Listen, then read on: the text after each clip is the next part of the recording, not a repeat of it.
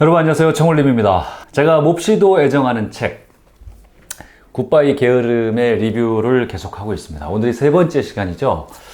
거의 지금 책 한 권을 읽다시피 하고 있는데요. 그만큼 이 굿바이 게으름이란 책이 그냥 단지 게으름이라는 영역에만 국한되어 있는 게 아니고 그야말로 우리 삶 전체, 우리가 보다 나은 삶을 살기 위해서 보다 성장하는 삶, 변화하는 삶, 도전적인 삶, 이런 삶을 살기 위해서 우리가 갖춰야 될 것들을 전반적으로 다 다루고 있는 그런 광범위한 책이고 또 좋은 책입니다. 잘 쓰여졌고 하고 해서 여러분께 긴 시간을 제가 할애하면서까지 이렇게 소개를 드리고 있는 것이고요. 오늘이 세 번째 시간인데 아마 오늘 이걸 다 맞추긴 좀 쉽지 않을 것 같고 이제 본격적인 행동 지침이 나오기 때문에 아마도 이제 오늘과 다음 방송까지 그래서 아마 총 4부작으로 이 리뷰를 끝내야 되지 않을까 생각이 듭니다. 여러분은 그냥 저의 리뷰로 이 책 한 편을 분석을 한다, 그냥 읽는다 라고 생각을 하시고 좀 편안하게 그냥 쭉 들으시는 그런 쪽으로 하셔도 좋을 것 같습니다. 자, 지난 시간에는 게으름에서 벗어나기 위한 어떤 마음가짐, 이제 그거에 대해서 살펴봤고 오늘부터 구체적인 행동 지침에 대해서 이야기를 할 겁니다. 게으름에서 벗어나는 10가지 열쇠가 나오는데요. 하나하나 소개를 해드리겠습니다. 이제부터가 진짜 액션 플랜입니다. 자, 액션 플랜 첫 번째, 게으름에 대해 자각하라. 자각하는 게 우선이다. 그러면서 그 게으름에 대해서 자각하기 위해서 내가 지금 게으른가 게으르지 않은가, 내가 게으름을 지금 벗어 던져야 되는가 아니면 이대로 살아도 좋은가, 이런 걸 자각해야 되는데 그 어떤 방법론적으로 한 3가지 이야기를 하는데, 첫 번째는 미래에 서서 오늘을 한번 바라봐 바랍니다. 미래에 서서 지금 현재 상황에서 현재 나의 모습을 봐서는 뭔가 좀 객관적으로 나를 이제 바라보기 어렵다라는 겁니다. 그래서 오히려 나중에 10년 뒤 아니면 죽을 때 그때 가가지고 나를 한번 되돌아보는 그런 한번 시간 여행을 스스로 한번 해보라라는 겁니다.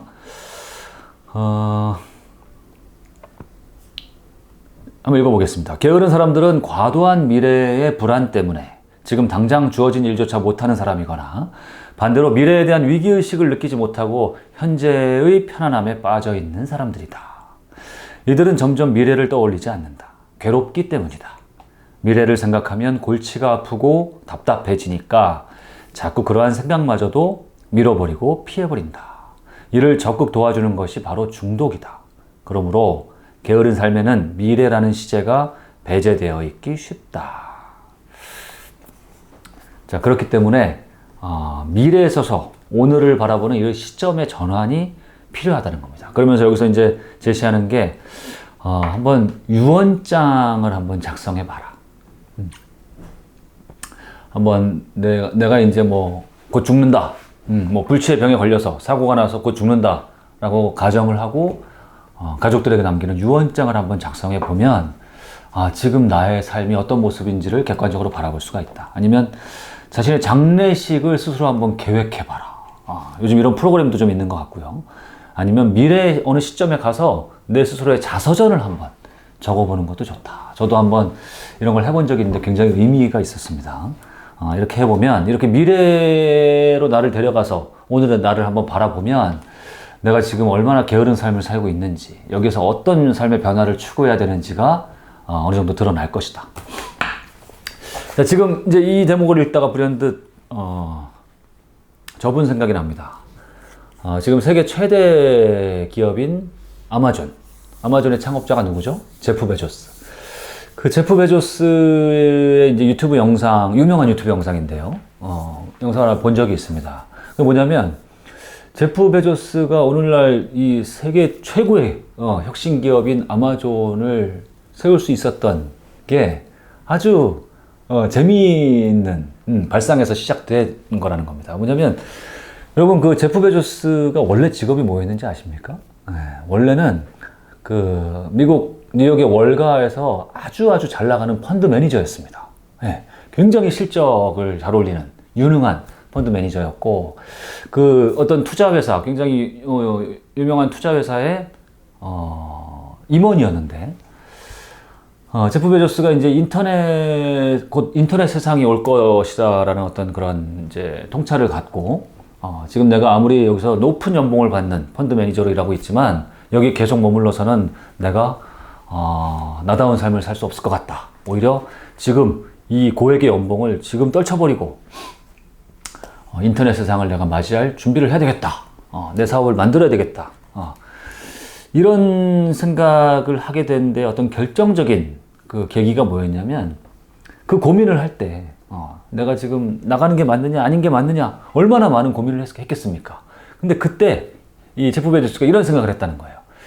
내가 만약에 80세가 됐더라면, 만약에 지금 내가 80세가 됐을 때, 과연 후회하지 않으려면, 그러면 과연 지금 어떤 선택을 내가 해야 나중에 80세가 돼서라도 후회하지 않을까? 아니면 후회하더라도 최소한의 후회를 하게 할 수 있을까? 이걸 고민했다는 겁니다. 그러면서 제프 베조스는 후회 최소화의 원칙, 후회 최소화의 법칙이라고까지 이야기를 하더라고요.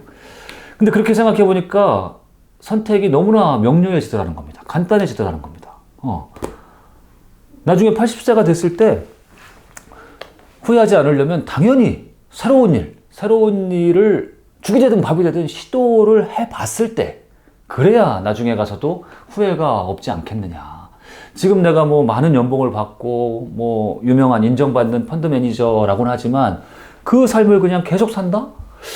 모르겠습니다. 돈과 지위 쪽으로는 만족할지 몰라도 도전하지 못한 삶이고, 나 자신에게 부끄러운 삶이고, 아마 그래서 나중에 80세가 되면 분명히 후회할 것이다. 이제 이런 생각이 들었다는 겁니다. 그러고서 과감하게 그 좋은 자리, 그 많은 연봉을 뿌리치고 나와서 아마존이라고 하는 이런 회사를 창업을 하게 됐다. 그러니 우리도 이런 생각을 한번 해볼 필요가 있다는 것이죠. 지금 현재의 모습, 나의 모습을 그냥 현재 시점에서 볼 것이 아니라 10년 뒤, 20년 뒤, 아니면 80세가 됐을 때 과연 내가 지금 어떤 변화를 줘야, 무엇을 하지 말아야 되고, 앞으로 무엇을 내가 새롭게 할 때 80세가 돼서 후회하지 않을까, 이런 생각을 해볼 필요가 있다는 겁니다. 그리고 그러니까 이 게으름에 대해서 자각하기 위해서 두 번째로는 게으름에 대한 책임과 폐해. 내가 이 게으른 삶을 계속 내가 유지하면, 바꾸지 못하면 내 인생에 어떤 폐해가 계속 있을까? 이걸 생각해보고 그것을 전면적으로 인정하라는 겁니다.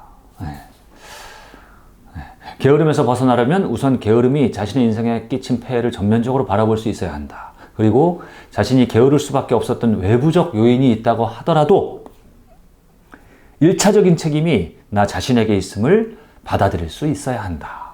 그것이 결코 쉽지 않고 아픈 일일지라도 말이다. 우리는 대부분 우리가 지금 뭔가 좀 잘못하고 있다. 뭔가 좀 일이 잘 안 풀리고 있다 그러면 이것을 이제 나 자신의 책임이라고 생각하기보다는 주로 이제 좀 환경 탓 또는 이제 타인의 탓으로 돌려버리고는 합니다. 그래야 이제 내가 그 책임으로부터 자유로울 수 있으니까요. 근데 이제 그런 소극적인 자세로는 뭔가 인생의 발전을 꾀하기가 어려운 겁니다. 일단 뭔가 내 삶에 삐걱거리는 부분이 있다면, 뭔가 좀 마음에 안 드는 부분이 있다면 그것은 1차적으로 모든 책임은 나에게 있다 라고 이런 어떤 적극적으로 수용하는 자세, 책임을 수용하는 자세야말로 우리가 삶을 변화시킬 수 있는 가장 기초적인 그런 주춧돌, 아주 원초적인 힘이 되는 거죠. 그걸 인정해야 된다. 그 다음에 세 번째로는 내 안에 큰 나가 있음을 인정하라는 겁니다. 게으름에서 벗어날 수 있다고 믿는 사람만이 자신의 게으름을 인정한다. 인정해야 벗어날 수 있다. 자신의 게으른 모습이 삶의 전부가 아니라고 믿는 사람만이 게으름의 폐해를 진지하게 받아들이고 벗어날 수 있다는 희망도 갖는 법이다. 자신의 정체와 본질 자체가 게으르다고 믿고 있다면 우리는 한 걸음도 앞으로 나아갈 수 없다. 그러므로 게으름에서 벗어나기 위해서는 문제는 인정하되 게으름이라는 문제와 자신의 존재를 구분짓는 것이 필요하다. 그러니까 이거 되게 굉장히 중요한 거죠. 나라는 사람 자체, 나의 본성 자체가 게으른 게 아니다. 그동안 어떻게 하다 보니 내가 좀 나한테 이런 좀 게으른 습성도 좀 쌓이고, 좀 이렇게 됐는데, 난 얼마든지 게으름에서 벗어날 수 있고, 게으름과 나는 기본적으로 같은 게 아니다. 난 얼마든지 좋은 습관으로 바꿀 수 있다. 난 얼마든지 나아질 수 있다. 이런 확신과 자신감을 가지란 말입니다. 자, 여기에서부터 시작한다. 이게 이제 게으름에서 벗어나는 행동지침 첫 번째였고요. 봅시다. 자, 그리고 이제 행동지침 두 번째로는 게으름에서 벗어나서 어디로 갈지 정하라. 이게 무슨 말이냐면, 큰 게으름에서 벗어나라는 말입니다. 한마디로, 삶의 어떤 이정표, 삶의 방향, 내 삶의 어떤 가장 중요한 가치가 무엇인지, 나는 어떤 삶을 살고 싶은지, 무엇을 하면서 살고 싶은지, 어떤 비전을 갖고 있는지, 어떤 목표를 갖고 있는지, 이런 삶의 큰 방향과 계획부터 세우라는 겁니다. 그럼 어떤 이정표와 방향이 있어야 우리가 거기에 맞는 삶을 이제 살아갈 수 있을 테니까 말이죠.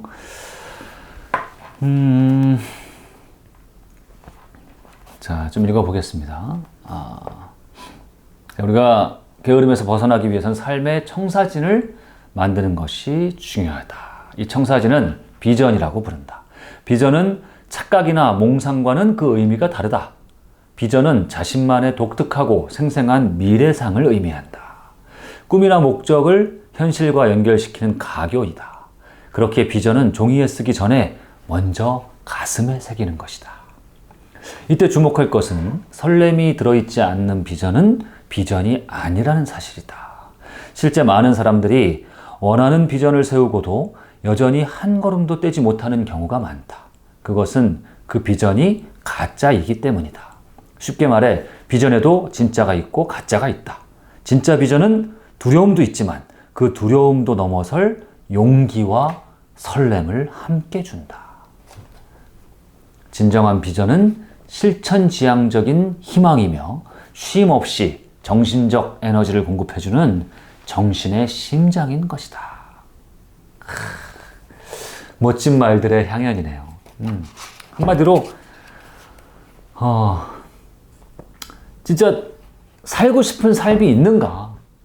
뭔가 되고 싶은 뭔가가 있는가? 하고 싶은 무언가가 있는가? 되고 싶은 모습이 있는가? 반드시 이루고 싶은 게 있는가? 이런 어떤 생각만 해도 좀 가슴이 뛰는, 팔떡거리는, 그냥 내가 나태하게 누워있더라도, 잠자리에 누워있더라도 그것만 생각하면 벌떡 일어날 수 있는 어떤 그런 삶의 가슴 뛰는 이정표를 세워야 된다. 그게 없기 때문에 어쩌면 우리 삶이 이렇게 밋밋하고 게으르고 이런 것이 아니냐, 이렇게 이야기를 하는 겁니다. 그러면서 이렇게 생생한 비전이나 목표를 세우는 원칙 몇 가지를 이야기합니다. 자, 첫 번째는 과연 나라는 사람의 핵심 가치가 무엇인지를 내 스스로 알아야 된다는 겁니다. 예컨대 누군가는 건강을 최우선 가치로 삼을 수 있고, 누군가는 돈이나 명예를 최우선의 가치로 삼을 수 있고요. 누군가는 어떤 평화로운 삶, 마음의 평화를 최우선 가치로 삼기도 하고, 누군가는 안전, 누군가는 어떤 하루하루 즐거운 삶, 웃음, 이런 거를 최우선 가치로 삼을 수 있고, 이거는 어떤 게 정답이고 오답이고가 없습니다. 사람마다 다 가치가 다른 것이고, 그렇기 때문에 일단 내가 가장 우선시하는 가치가 무엇이냐? 돈과 명예라면, 그러면 당연히 돈과 명예를 추구하는 쪽으로 내 어떤 목표나 비전을 세우면 될 것이고, 그렇죠? 건강이 목표라면 거기에 맞게 어떤 중장기 목표, 연간 목표, 이런 걸 이제 세우면 된다는 얘기죠. 그래서 가치 파악이 우선이다. 두 번째는 비전이나 목표는 자신의 재능과 강점에 초점을 맞춰야 된다. 계속 하는 얘기입니다. 살다 보면 내가 그래도 뭘 잘하는지, 내가 문과 쪽인지 이과 쪽인지, 그리고 문과 쪽이라면 글을 잘 쓰는지 말을 잘하는지, 아니면 나는 역사를 좋아하는지 문학을 좋아하는지 철학을 좋아하는지, 이런 게 어느 정도는 그래도 조금씩 살다 보면 좀 이렇게 길을 찾아가기 마련이지 않습니까? 그리고 내가 잘하는 거, 과거에 내가 특출나게 잘하는 게 있지 않더라도 그래도 살다 보면 내 삶의 초등학교 때나 중고등학교 때나 대학 때나 직장 생활 할 때나 그래도 뭔가를 잘해서 주변으로부터 좀 인정을 받았던 거, 그런 게 한두 가지쯤은 반드시 있기 마련이거든요. 가급적이면 그런 쪽에 이 비전을 좀 맞추려고 노력해야 된다는 겁니다. 그래야 우리가 그것을 더 큰 에너지를 갖고 잘할 수 있게 되는 거거든요. 자, 그리고 세 번째는 비전이나 목표는 눈에 밟혀야 한다. 그리고 무엇보다 우리 자신을 설레게 해야 한다. 그러려면 비전이 시각적으로 살아 꿈틀거려야 하고 입체적이어야 한다. 그러니까 한마디로 좀 더 구체적이 돼야 된다는 겁니다. 그러니까 뭐 예컨대 재정적인 목표를 세우더라도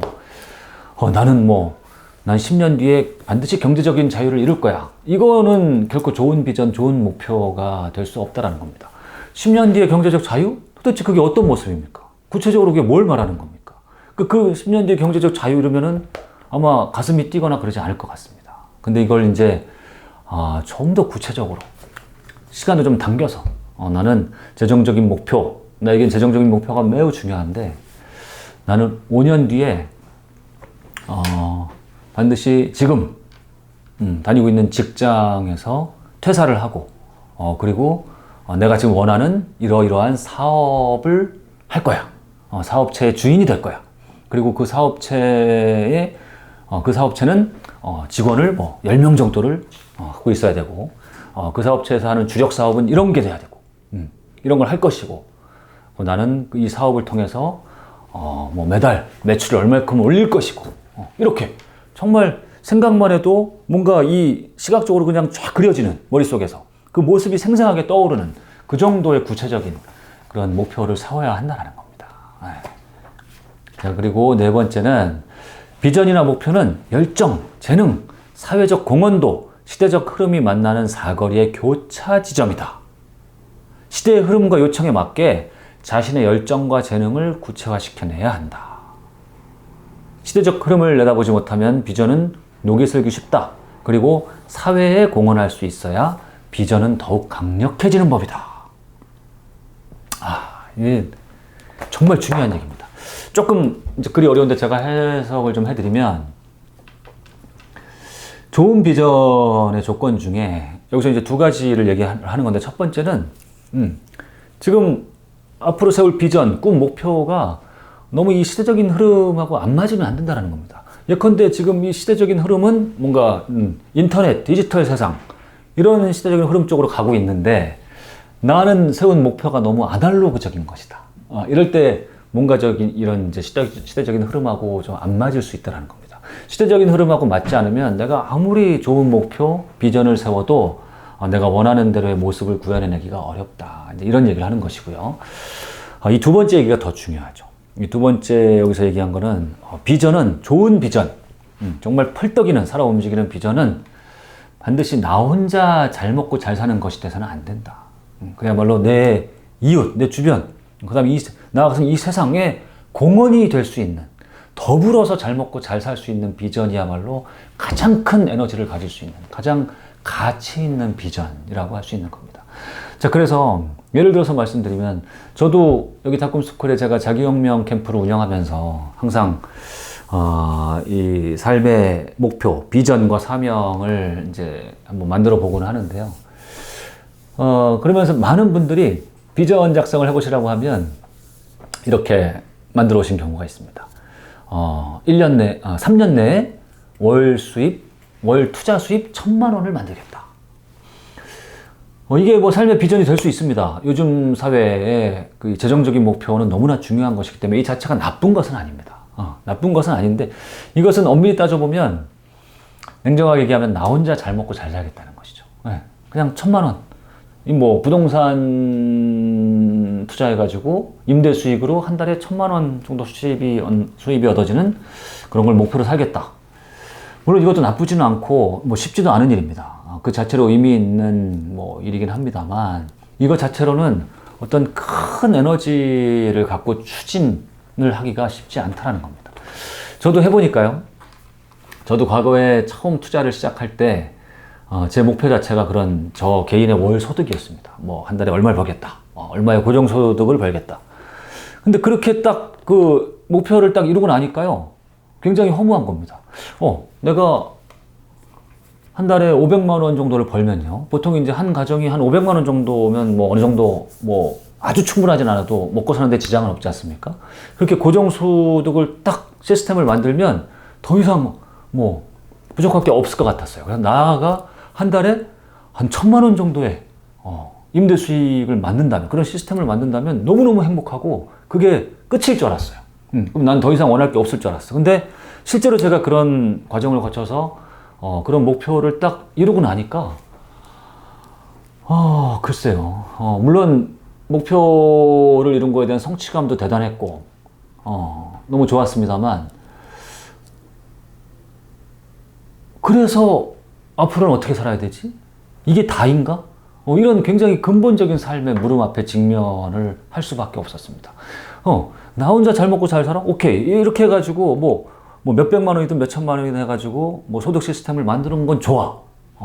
그런데 삶이 이게 다야? 이게 다인가? 이대로 살아도 좋은 것인가? 여기에 만족이 절대 안 되더라는 것입니다. 예. 그래서 이제 제가 그 이후에 제가 이제 걸어온 삶이나 경험, 제가 잘하는 거, 이런 거를 이제 글을 쓰고, 뭐 책을 내고, 블로그나 이런 걸 이용해서 다른 사람들과 공유하기 시작했고, 그리고 이렇게 다꿈스쿨이라는 이런 이제 뭐 학원도 만들어서 많은 사람들에게 좀 이런 걸 좀 제가 전해주기도 하고, 서로 공유하기도 하고, 이런 걸 만들면서 제 삶의 에너지가 너무너무 커진 걸 느낍니다. 이게 뭐냐면, 혼자 잘 먹고 잘 사는 에너지는 작을 수밖에 없어요. 그 자체가 절대 좋은 비전일 수가 없습니다. 진짜 우리가 살아가면서 가장 큰 에너지, 가장 큰 삶의 보람, 가장 큰 힘은 결국에 내가 가진 것으로 내 주변을 밝게 할 때, 내 주변, 내가 살고 있는 이 세상을, 그 랄프 할도 에머슨이 그 진정한 행복에서 이라는 시에서 얘기한 것처럼, 진짜 행복이란 거, 진짜 삶이란 것은 내가 이 세상에 오기 전보다 내가 이 세상 떠나갈 때 조금이라도 더 나은 세상으로 만들고 가는 것이 진정한 행복이다 라고 에머슨이 얘기한 것처럼, 그야말로 내가 갖고 있는 어떤 지식과 경험, 내가 할 수 있는 걸로 해서 이 주변의 세상을 좀 더 나은 세상으로 만들고 주변의 사람들을 좀 더 도왔을 때, 그럴 때 진짜 이 만족감, 삶의 행복, 성취감, 이것은 소위 이제 우리가 이런 걸 자아실현이라고 얘기하는 것이죠. 그래서 정말 좋은 비전, 위대한 비전, 가치 있는 비전은 나 혼자만의 것이 되어서는 아니고 더불어서 함께 할 수 있는 그런 성질의 것이 되어야 된다. 너무 중요한 이야기이기 때문에 좀 이야기가 좀 길어졌네요. 자, 이렇게 해서 이 삶의 방향, 삶의 비전과 목표를 세워야 된다. 그러면서 이 게으름에서 벗어날 수 있다라고 얘기를 했고, 자, 그 다음에 이 세 번째 행동 지침이 뭐냐면, 이렇게 삶의 뚜렷한 방향과 목표, 꿈, 이 큰 방향을 정해놨다 이거죠. 근데 이렇게만 정해놓으면 공허하다. 이 꿈을 이룰 수 있도록 현실적인 어떤 구체적인 행동 지침, 여기서 표현은 뭐냐면 꿈과 현실 사이에 징검다리를 놓아라 라고 얘기합니다. 꿈, 지금 나의 현실이 여기고요. 지금 나의 시점이 여기인데, 내가 지금 목표를 세워놓은 거, 비전을 잡아놓은 건 예를 들면 3년 뒤, 5년 뒤의 나의 모습이지 않습니까? 그 현재의 나의 모습과 5년 뒤의 나의 모습 사이에 중간 지점, 중간 징검다리를 만들어라 라는 겁니다. 뭐 예컨대 이 책에서는 좀 한 6개월 정도의 단위를 제시를 합니다. 6개월, 3년 만에 이룰 수 있는 그 원대한 목표를 이루기 위해서 그 원대한 목표 하나만 있으면 지친다, 못 간다, 너무 넓다, 크다. 그래서 한 최소한 6개월 단위의 중간 목표를 계속 세우라는 겁니다. 여기 이제 우리 피터 드러커의 그런 이야기도 나오죠. 피터 드러커가 이런 얘기 했습니다. 측정할 수 없으면 관리할 수 없고, 그렇죠? 관리할 수 없으면 개선할 수 없다. 그러니까 우리가 어떤 삶의 목표를 정하고 이 목표에서 효율을 얻으려면 이거를 측정할 수 있을 정도로 좀 잘게 쪼개야 된다. 중간 기착지를 마련하고, 그 다음에 그 중간 기착지에 내가 원하는 기간 동안에 잘 도착했는지를 끊임없이 피드백을 스스로 하고, 그리고 앞으로 나아가야 된다 라는 얘기를 하는 겁니다. 너무나 중요한 얘기죠.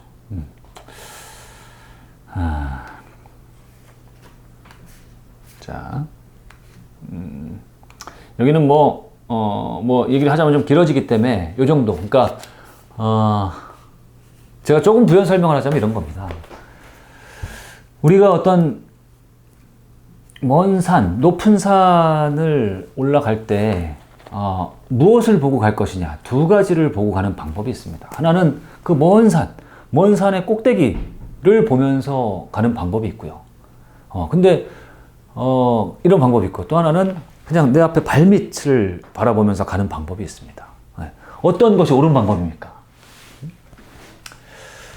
함께 해야 되는 게 옳은 방법인 거죠.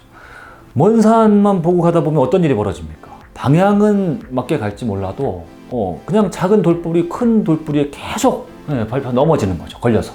그렇기 때문에 먼 산만 보고 가면 안 됩니다. 반대로 발밑만 보고 가서도 안 됩니다. 발밑만 보고 가면 어떤 일이 벌어집니까? 방향을, 발밑에 돌뿌리에 걸려서 넘어지진 않을지언정 방향을 제대로 못 찾아서 일로 가야 되는데 이쪽으로 가거나 뒤로 가거나 이런 일이 벌어지기 때문에 먼 산도 바라보면서 그러면서 내가 지금 올바른 방향으로 보면서 그 다음에 지금 한 발 한 발 넘어지지 않고 제대로